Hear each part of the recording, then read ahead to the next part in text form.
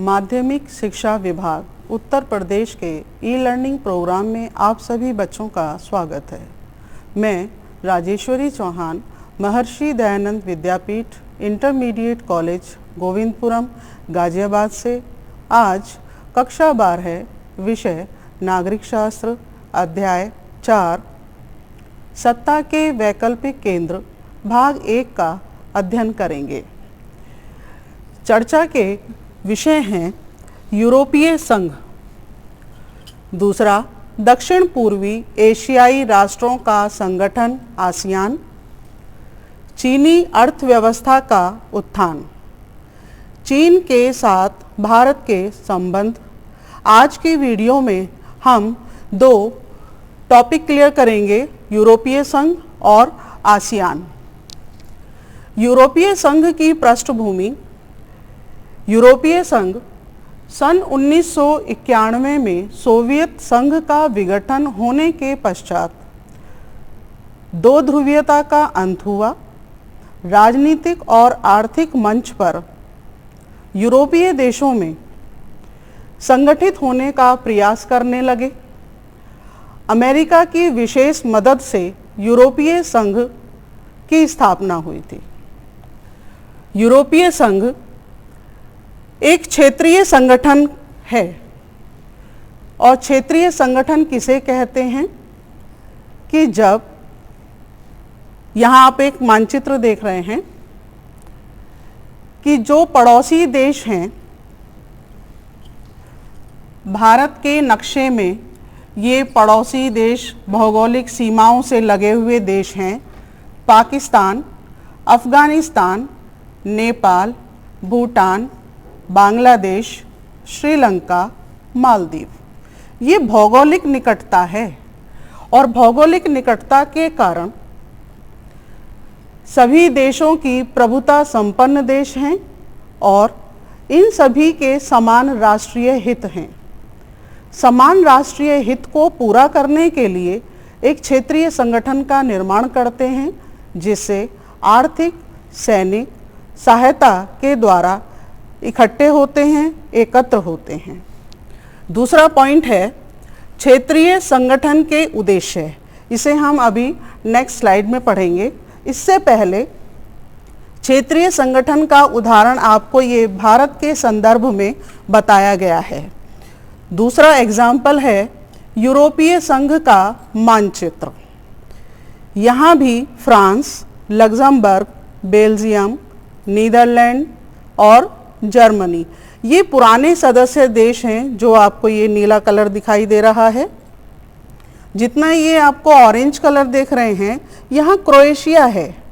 Croatia 28वां सदस्य देश है, क्योंकि यूरोपीय संघ में टोटल 28 देश हैं और ये जो जर्मनी, लग्जमबर्ग, बेल्जियम, नीदरलैंड और फ्रांस ये सबसे पुराने सदस्य देशों में शामिल हैं। इस पर भी कुछ प्रश्न ऐसे पूछ लेते हैं बोर्ड एग्जाम में कि कोई 2 पुराने सदस्य देशों के नाम बताइए या कोई 2 नए सदस्य देशों के नाम बताइए। क्षेत्रीय संगठन के उद्देश्य भौगोलिक निकटता विचार विमर्श में सहायक होती है। जो भी हमारे पड़ोसी देश होंगे, हमारी सीमा से लगे हुए होंगे, वही क्षेत्रीय संगठन बनाने में सहायक होते हैं और आसानी से हमारे विचार विमर्श और वार्तालाप में सहायक होते हैं। दूसरा पॉइंट है विवादों का शांतिपूर्ण समाधान। यदि सीमा विवाद है, आर्थिक आधार पर है, सैनिक आधार पर है, तो उन विवादों का शांतिपूर्ण समाधान शिखर सम्मेलन और वार्तालाप श्रृंखलाओं के माध्यम से पूरा किया जाता है। तीसरा है आर्थिक विकास, व्यापार एवं सहयोग को बढ़ावा। क्षेत्रीय संगठनों ने भौगोलिक निकटता के कारण आर्थिक विकास को बढ़ावा दिया है। औद्योगिक, तकनीकी, प्रशिक्षण और शिक्षण क्षेत्रों में आयात और निर्यात को भी बढ़ावा दिया है। क्षेत्रीय कमजोरियों का स्थानीय स्तर पर समाधान। जिस समय यूरोपीय संघ बनाने की बात हो रही थी, उस समय ये ध्यान रखा गया कि हम ऐतिहासिक दुश्मनियों को लंबे समय तक जारी रखें या क्षेत्रीय स्तर पर कमजोरियों को दूर करने का प्रयास करें। बाजारों का इस्तेमाल। भौगोलिक निकटता के कारण बाजारों के इस्तेमाल करने में आसानी रही है। आयात और निर्यात में भी सहयोग ज़्यादा बढ़ा है। सड़क व रेल मार्गों का जुड़ना पर्यटक स्थल के लिए भी आकर्षण का केंद्र बनते हैं और ये कहीं ना कहीं हमारे आर्थिक सहयोग में वृद्धि करते हैं। वर्चस्व को सीमित करना।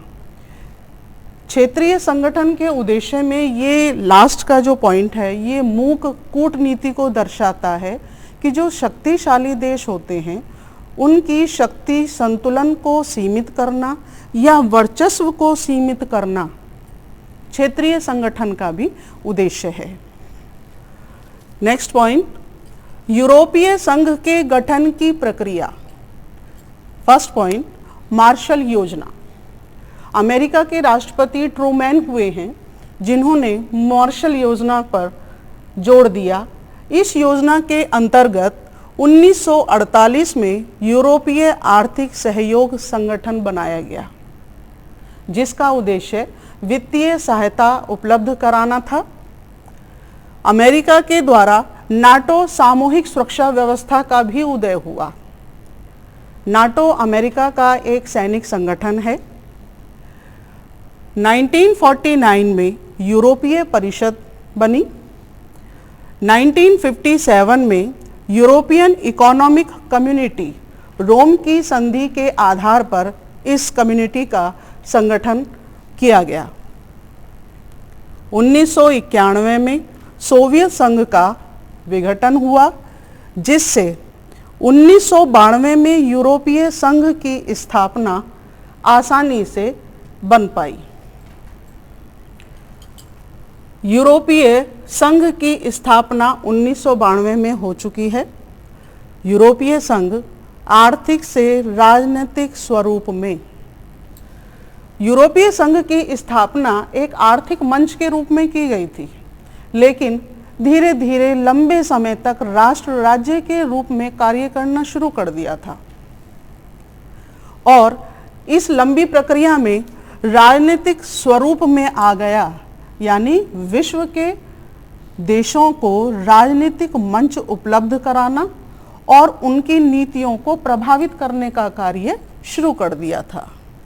विदेश एवं सुरक्षा नीति, आंतरिक मामले व न्यायिक मुद्दों पर सहयोग और नीति नियम कानून बनाने आसान हो गए थे।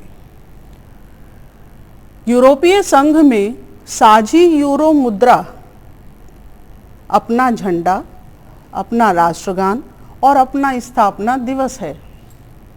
यहाँ आप देख रहे हैं साझी यूरो मुद्रा। जिस समय ये शुरू किया गया, 12 देशों ने साझी यूरो मुद्रा को अपनाया। वर्तमान में 19 देश यूरो मुद्रा को अपना रहे हैं। यहाँ झंडा दिया है और ये यूरोपीय संघ का झंडा है। इसमें गोल्डन कलर के 12 स्टार हैं जो एकता और मेल मिलाप का प्रतीक है। 12 नंबर ये इनका अपना पारंपरिक नंबर माना जाता है। पूर्वी यूरोप के नए सदस्य देशों को शामिल करना। ये जो शब्द दिया है पूर्वी यूरोप, ये सोवियत खेमे यानी सोवियत संघ का विघटन होने के बाद उनसे बिखरे हुए देश ये पूर्वी यूरोप के थे, जिन्हें यूरोपीय संघ में शामिल किया गया। हालांकि बाद में विवाद उत्पन्न हुए। 2003 में अपना संविधान बनाने का भी प्रयास किया, लेकिन असफलता मिली। अब बात करते हैं कि यूरोपीय संघ का प्रभाव क्या हुआ। संगठन बनाया गया था, आर्थिक और राजनीतिक रूप धारण कर लिया, लेकिन इसका प्रभाव क्या रहा। 2005 में विश्व की सबसे बड़ी अर्थव्यवस्था। दूसरा, जीडीपी 12,000 अरब डॉलर। 2016 के अनुसार विश्व की दूसरी बड़ी अर्थव्यवस्था और जीडीपी 17,000 अरब डॉलर, जो अमेरिका के लगभग समान है। और यही स्थिति इसको और आर्थिक और राजनीतिक मजबूती देती है। यूरो से अमेरिकी डॉलर के वर्चस्व को चुनौती। हालांकि यूरोपीय संघ को बनाने में अमेरिका ने जबरदस्त सहयोग किया। यूरोपीय संघ यूरोप के देशों का संगठन है, जबकि आसियान दक्षिण एशिया के देशों का संगठन है, दक्षिण पूर्वी एशिया, और सार्क दक्षिण एशिया का संगठन है। तो यहाँ बात कर रहे हैं कि यूरो से अमेरिकी डॉलर के वर्चस्व को चुनौती। आप ये मार्क भी देख रहे हैं, ये यूरो मुद्रा का मार्क है और ये डॉलर है। तो वर्तमान परिस्थितियां अमेरिकी डॉलर को वर्चस्व को चुनौती देने में सक्षम हो रही हैं। विश्व व्यापार में हिस्सेदारी।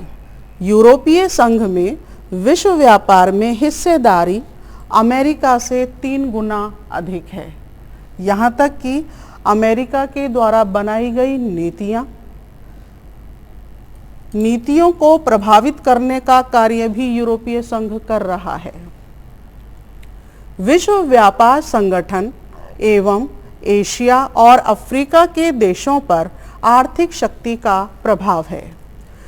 WTO या विश्व व्यापार संगठन के अंतर्गत अंतर्राष्ट्रीय व्यापार संगठन एशिया और अफ्रीका के अलावा विश्व के दूर दूर तक मुल्कों पर आर्थिक शक्ति का प्रभाव मजबूत हुआ है।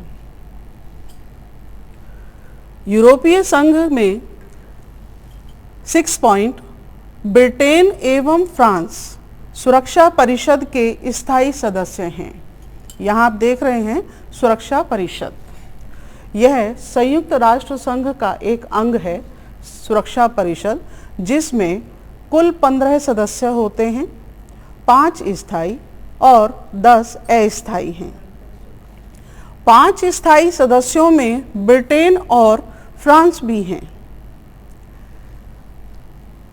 जिसमें यूरोपीय संघ के कुछ सदस्य राष्ट्र सुरक्षा परिषद के अस्थायी सदस्य होने के नाते महत्वपूर्ण भूमिका निभाते हैं और संयुक्त राष्ट्र संघ में बनने वाली नीतियों को भी प्रभावित करते हैं। इसके लिए एक उदाहरण है कि ईरान की परमाणु परीक्षण से संबंधित नीतियों के संदर्भ में अमेरिका की नीतियों को प्रभावित किया था यूरोपीय संघ ने। यूरोपीय संघ की सैन्य शक्ति विश्व की दूसरी सबसे बड़ी शक्ति है। ब्रिटेन और फ्रांस के पास परमाणु हथियार हैं, जिसका लगभग विश्लेषकों के अनुसार 550 परमाणु हथियार हैं उनके पास में। अंतरिक्ष विज्ञान और संचार प्रौद्योगिकी में यूरोपीय संघ का विश्व में दूसरा स्थान है। यूरोपीय संघ की कमियां क्या हैं, क्या सीमाएं हैं, क्या उनके विवाद हैं। फर्स्ट पॉइंट, नए सदस्य देशों को शामिल करने को लेकर विवाद। सोवियत संघ का विखंडन हुआ था और नए सदस्यों को शामिल किया गया। अब यहाँ बात थी कि जब सोवियत संघ का विखंडन हुआ, उनसे निकले हुए देश यूरोपीय संघ में शामिल हुए, तो उन्हें यह एहसास हुआ कि जो ताकत हमारे देश को थी, अब वह पूरी शक्ति और ताकत यूरोपीय संघ को दी जा रही है। साझी यूरो मुद्रा को लागू करने में यूरोपीय देशों में मतभेद रहा है, क्योंकि करीब 12 देशों ने स्टार्टिंग में इसको अपनाया था, बाद में वर्तमान समय में इसमें 19 देशों ने लागू किया, लेकिन इसमें कहीं ना कहीं मतभेद पैदा होना शुरू हो गया था। तालमेल का अभाव, सदस्य देशों की अपनी विदेश एवं रक्षा नीति, इसे हम एक उदाहरण के माध्यम से समझेंगे। 2003 में इराक पर अमेरिका के द्वारा अटैक किया गया। ब्रिटेन के प्रधानमंत्री टोनी ब्लेयर ने अमेरिका का साथ दिया।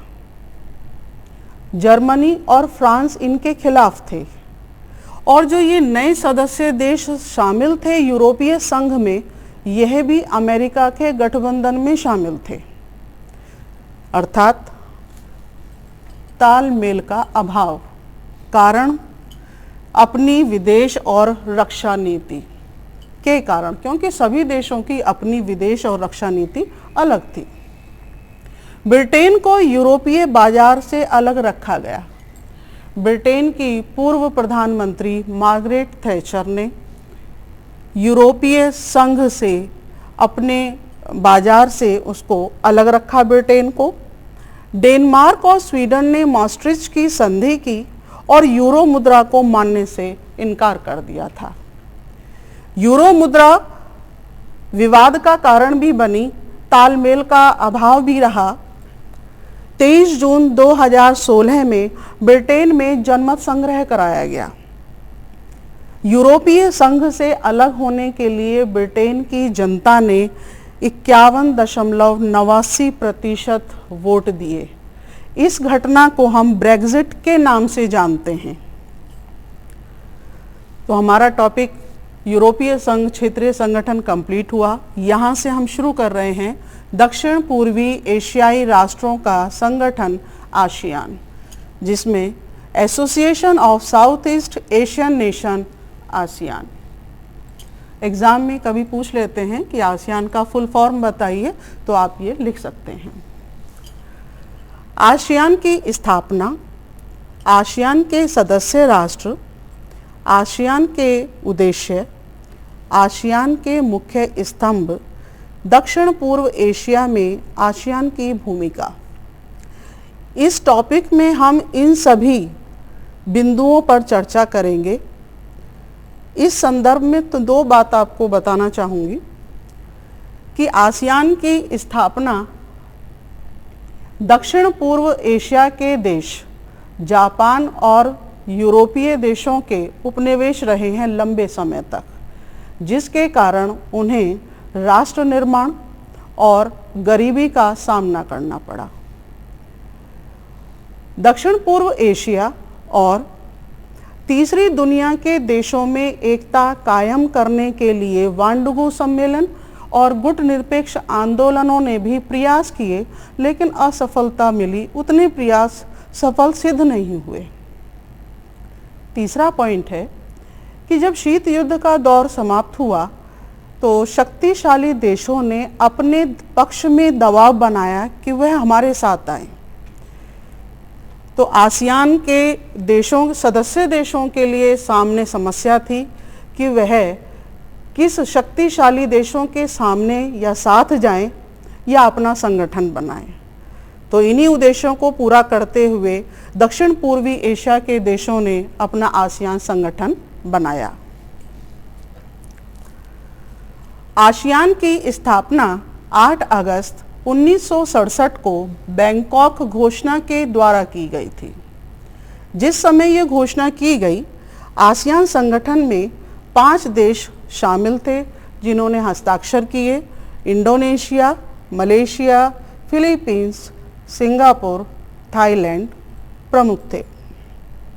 आसियान की वर्तमान सदस्य संख्या 10 है और मुख्यालय इंडोनेशिया की राजधानी जकार्ता में है।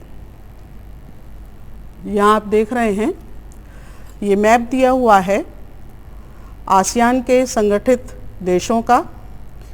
Thailand, Cambodia, Vietnam, Myanmar, Laos, Brunei Darussalam, Malaysia, Singapore, Indonesia, यहाँ जो मैं आपको दिखा रही हूँ मार्क, ये जकार्ता है। आसियान का ध्वज, आसियान का प्रतीक चिन्ह, आप जो ये रेखाएं देख रहे हैं ये धान की बालियों के रूप में माना जाता है और ये 10 हैं जो आसियान के सदस्य राष्ट्रों की संख्या को इंगित करता है। आसियान का प्रतीक चिन्ह एकता, मित्रता और मेल मिलाप का प्रतीक है। आसियान के उद्देश्य सामाजिक, आर्थिक एवं सांस्कृतिक विकास को बढ़ावा देना है। सांस्कृतिक माने जब कुछ क्षेत्रीय संगठन भौगोलिक निकटता के आधार पर मिलते हैं तो उनका रहन सहन, खान पान, पहनावा, भाषा का आयात निर्यात भी होता है वस्तुओं के साथ। सामाजिक अर्थव्यवस्थाओं को मजबूत करना उद्देश्य होता है। पारस्परिक सहयोग एवं संधि को बढ़ावा देना, क्षेत्रीय समस्याओं का समाधान संधि के माध्यम से समझौतों के द्वारा पूरा किया जाता है और उद्देश्य परस्पर सहयोग रहता है। वह आर्थिक, राजनीतिक और सामाजिक मंच भी बन जाता है। प्रशिक्षण एवं अनुसंधान की सुविधा प्रदान करना, शिक्षा के क्षेत्र में, तकनीकी के क्षेत्र में प्रशिक्षण प्रदान करना, शोध करना, रिसर्च करना। किसी व्यवस्थाओं में आपने देखा होगा कि हमारे यहाँ से बच्चे बाहर पढ़ने के लिए जाते हैं, पलायन करते हैं, प्रतिभाओं का पलायन होता है, तो ये इसी व्यवस्था के अंतर्गत होता है कि जब उन देशों से हमारे संधि समझौते होते हैं। कृषि एवं उद्योग तथा संबंधित क्षेत्रों का विकास, कृषि और उद्योग दोनों का विकास एक दूसरे पर निर्भर है और ये हमारे आपसी संबंधों पर निर्भर करता है कि हम आसियान के उद्देश्यों को पूरा कर सकें। अंतर्राष्ट्रीय और क्षेत्रीय संगठनों के साथ अनुपूरक संबंध, आसियान का संबंध केवल अपने सदस्य राष्ट्रों से ही नहीं है बल्कि अपने सहभागी सदस्यों से भी है और अन्य गैर संगठित जो क्षेत्र हैं उनसे भी संबंध रखा हुआ है। भारत आसियान का सदस्य देश नहीं था, लेकिन आसियान इनसे भी साझा व्यापार और संधि समझौतों में अब प्रयास करने लगा है जुड़ने के लिए। सदस्य देशों की संप्रभुता, संप्रभुता का अर्थ है कि कोई भी क्षेत्रीय संगठन में जो सम्मिलित देश हैं वो एक दूसरे की आंतरिक और बाह्य मामलों में कोई भी हस्तक्षेप नहीं करेंगे, क्षेत्रीय अखंडता का ध्यान रखेंगे और सभी की स्वतंत्रता और सम्मान बना रहे, इसका विशेष ध्यान रखा जाता है। अब आसियान के इसमें मुख्य स्तंभ दिए गए हैं, मुख्य आधार हैं, मुख्य अंग हैं। फर्स्ट है आसियान राजनीतिक सुरक्षा समुदाय। आसियान जिस उद्देश्य से बनाया गया वह आर्थिक मंच था। यूरोपीय संघ की भांति इसने कोई अपना राजनीतिक मंच का रूप धारण नहीं किया और ना ही वो किसी वर्चस्व के रूप में किसी को चुनौती दे रहा है। सुरक्षा समुदाय का मुख्य उद्देश्य क्षेत्रीय विवादों को बिना सैन्य टकराव के आपसी सहमति एवं बातचीत से हल करना है। आप यहाँ देखिए, सैन्य टकराव के बिना, यानी आसियान का जो मुख्य उद्देश्य है वह संवाद है, वार्तालाप है, बैठकर विचार विमर्श करें और समस्याओं का समाधान करें, ये इनका उद्देश्य है। दूसरा, आसियान आर्थिक समुदाय आसियान देशों के लिए साझा बाजार और उत्पन्न आधार तैयार करता है। आसियान के सामाजिक और सांस्कृतिक समुदाय के विकास में सहयोग करना इनका मुख्य उद्देश्य होता है। थर्ड पॉइंट, 1994 में आसियान क्षेत्रीय मंच की स्थापना की गई, जिसे हम इनिशियल रूप से ARF के नाम से जानते हैं और इसमें करीब 23 देशों का संगठन है।